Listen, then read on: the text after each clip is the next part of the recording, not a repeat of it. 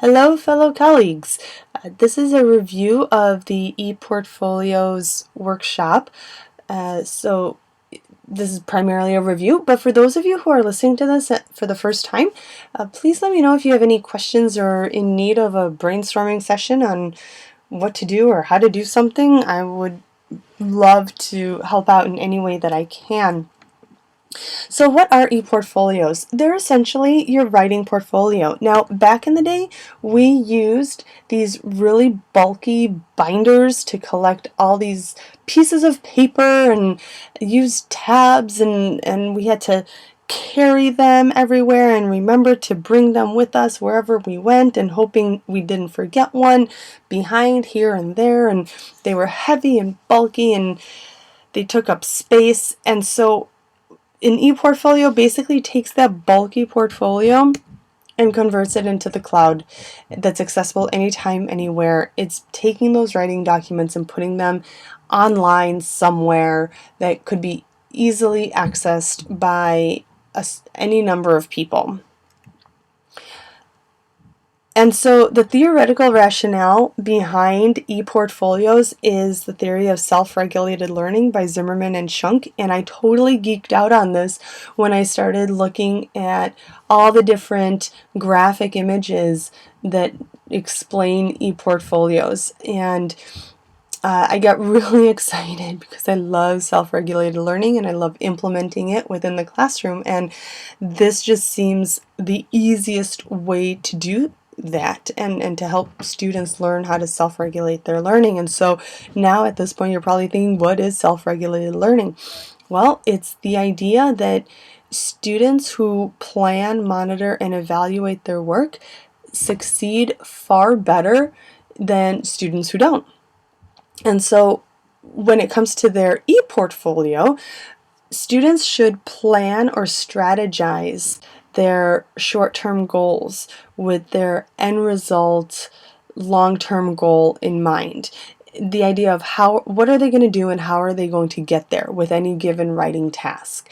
So it's not necessarily how long do they plan or strategize for, it's just the idea that they do it, that they're conscious about their process. And this is done once at the beginning. Then as they are within the realm of writing, students monitor and revise their work. They change things up. And this happens in two different areas. So the first obvious one is that they revise and edit their actual document.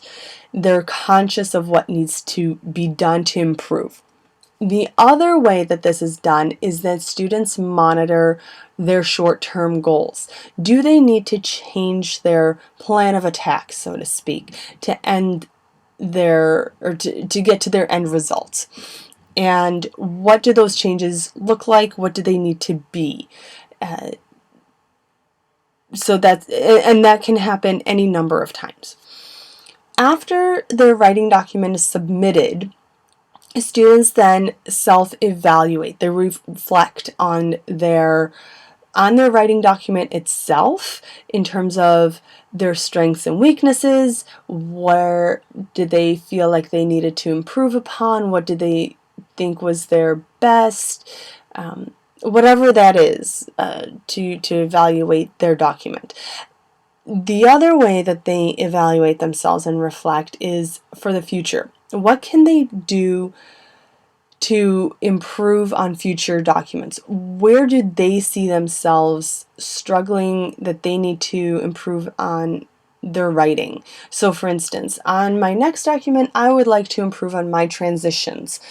Transitional words between sentences, transitional phrases between paragraphs, whatever it is. Or the use of complex sentences, or the use of active verbs versus passive, whatever they need to do.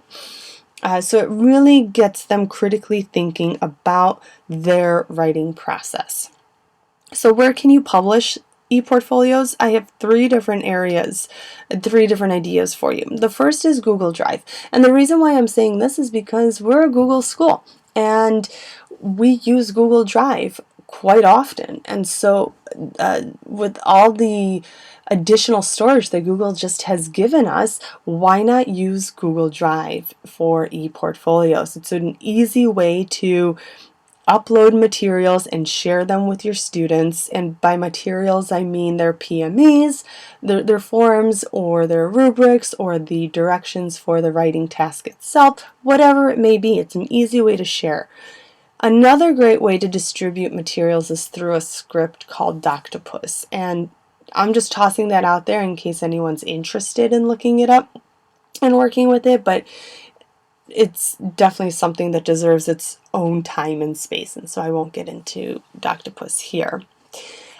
Again, for organizational purposes, Google Drive is really great and user-friendly for creating folders with subfolders. It's stored in the cloud, so it doesn't take up any space on the computer itself, and it's accessible anytime, anywhere. The one caveat that I do want to emphasize within Google Drive is that it's really limited access in terms of who gets to see the work, the student's work. And so the student has to choose who to share their portfolio with.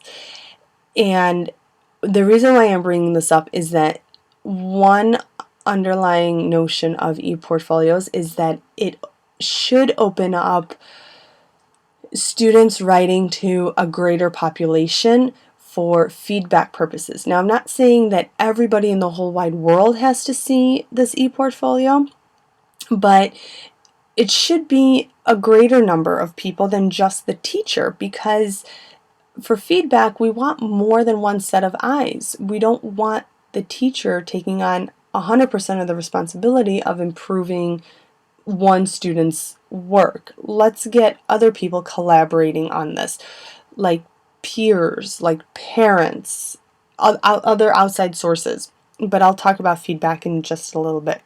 So here's one idea on where to publish. Another idea is Google Sites.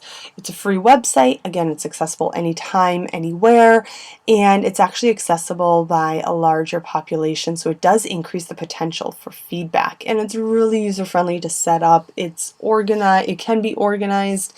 It allows students to personalize their work a bit more, add their favorite quotes or their mottos. It allows them to maybe even attach a blog that can keep a running log of their writing process.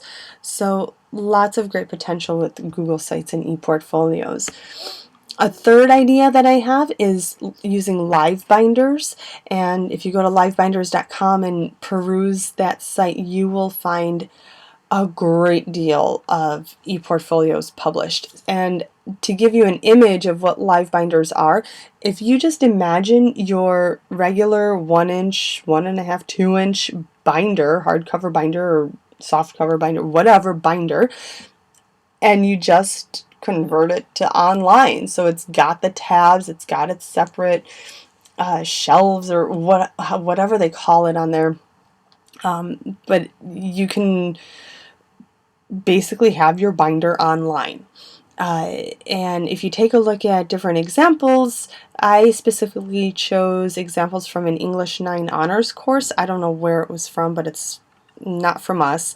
And they've got great examples of what English 9 honors ePortfolios look like. And the reason why I chose English 9 was just because I know that we're implementing the ePortfolios full on with the incoming 9th grade class. I'm sure that it's really easy to find other grade levels on there, but this could definitely lay a foundation. So how can you give feedback digitally? If you're not into Turnitin, and if you're not going to have your students use Turnitin for their ePortfolios, which is totally fine, there are other options for you. If you do use Turnitin as an option for providing feedback, just know you've got your 3-minute maximum audio that you can give audio feedback digitally, obviously. But if not, I would suggest trying out Screencast-O-Matic. It's a free download. You go to their website, you just position the box over the area that you're going to be commenting on, like a Word doc, and you have up to 15 minutes of audio time that you can record and provide feedback to students, and then you just email it off to them. The really cool thing about Screencast-O-Matic is that your cursor, it's a highlighted yellow circle, so it actually allows students to follow along with where you're talking about in the document. So that's really cool. Another option, if you're in Google Drive, you can use the app. It's an app, not a script, called MoveNote. And here you can provide audio and video feedback. So it's a combo. So you just want to be aware of what you're wearing, I suppose, when you're providing feedback. But the one thing here is that not only do you, the teacher, and whoever else is providing feedback have to have this app, but also the students. But again, it's really easy. It takes, maybe a minute to upload, not even. It's super easy. And so that's one way. And again, it's a great way for teachers and peers and parents to provide digital feedback. And I don't know about you, but I tend to talk out far more information in 3 to 5 minutes than I do handwriting it all out. So it's actually alleviated the amount of time that I spend on each paper, but yet I provide more feedback, which is incredible. And what's the Common Core alignment here? Well, in addition to all the other standards that will be met with each writing assignment, these two specific standards will 100% be met each time the ePortfolio is used, specifically because the PMEs cover the planning and revising of work in the 0.5 standard, and then in the 0.6 standard, the use of technology basically covers all ends here with ePortfolios. It's used to produce the work, to publish the work, to update the work, to get feedback on the work. It's any use of technology, so that's totally covered. And I really hope that this review has helped you, has reminded you of certain things, and I hope it's given you a better justification as to why ePortfolios are just truly amazing and easy to do and implement in class. Please let me know if you have any questions or if you need help with anything in terms of getting started on implementing ePortfolios in your own class. Thanks so much. Bye-bye.